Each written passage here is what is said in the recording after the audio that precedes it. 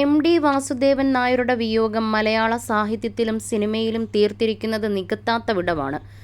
മലയാള സിനിമയെ തന്നെ ഉടച്ചുവാർത്ത സിനിമകൾ എഴുതുകയും സംവിധാനം ചെയ്യുകയും നിർമ്മിക്കുകയും ചെയ്ത എം.ടിക്ക് അനുശോചനമറിയിക്കാൻ താരങ്ങൾ ഓടിയെത്തുകയാണ്.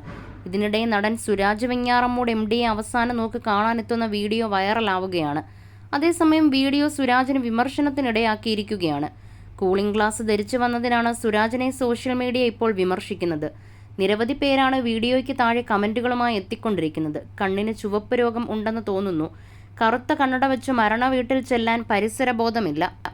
വീഗാലാൻഡിൽ ടൂറിന് പോകുന്നത് പോലെയാ പോകുന്നത്. കഷ്ടം, ഇവനൊക്കെ മരണ വീട്ടിൽ ചെല്ലുന്നതും ഇങ്ങനെയാണോ?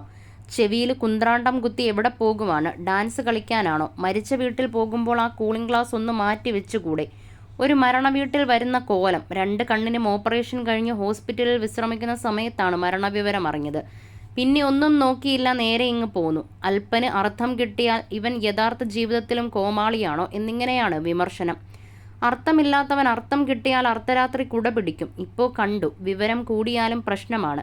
അത് നടനായാലും ആരായാലും. കാലമേ നന്ദി. മരിച്ചുപോയ ഒരാളെ കാണാൻ കൂളിംഗ് ഗ്ലാസും ധരിച്ചു വെച്ച് അമേരിക്കയിൽ ടൂറ് പോകുന്ന പോലെ വന്ന പ്രശ്നമില്ല. ഒരാൾ സെൽഫി എടുത്താലാണോ പ്രശ്നം? കണ്ണിനെന്തോ പറ്റിയിട്ടുണ്ട്. എല്ലായിടത്തും കൂളിംഗ് ഗ്ലാസ് മാറ്റാതെയാണ് നടക്കുന്നത്. എന്തോ സംഭവമുണ്ട് എന്നും ചിലർ പറയുന്നു. അതേസമയം സുരാജിനെ പിന്തുണച്ചും ചിലർ എത്തുന്നുണ്ട്. പോകുന്ന വഴി കൂളിംഗ് ഗ്ലാസ് വെച്ചാൽ എന്താണ്? ബോഡിയുടെ മുന്നിൽ വെക്കാതെ ഇരുന്നാൽ പോരെ? ഇതിൽ ഒന്നും ഒരു തെറ്റുമില്ല. മരണം കണ്ടിട്ട് തിരിച്ചു പോകുന്ന വഴിയിലാണ് ഈ സെൽഫി. പിന്നെ മരിച്ചത് അകാല മരണമൊന്നുമല്ല, ജീവിച്ചു തീർത്ത മനുഷ്യനാണ്. അപ്പോൾ ആരും അങ്ങനെ ദുഃഖം കാണിക്കാറില്ല.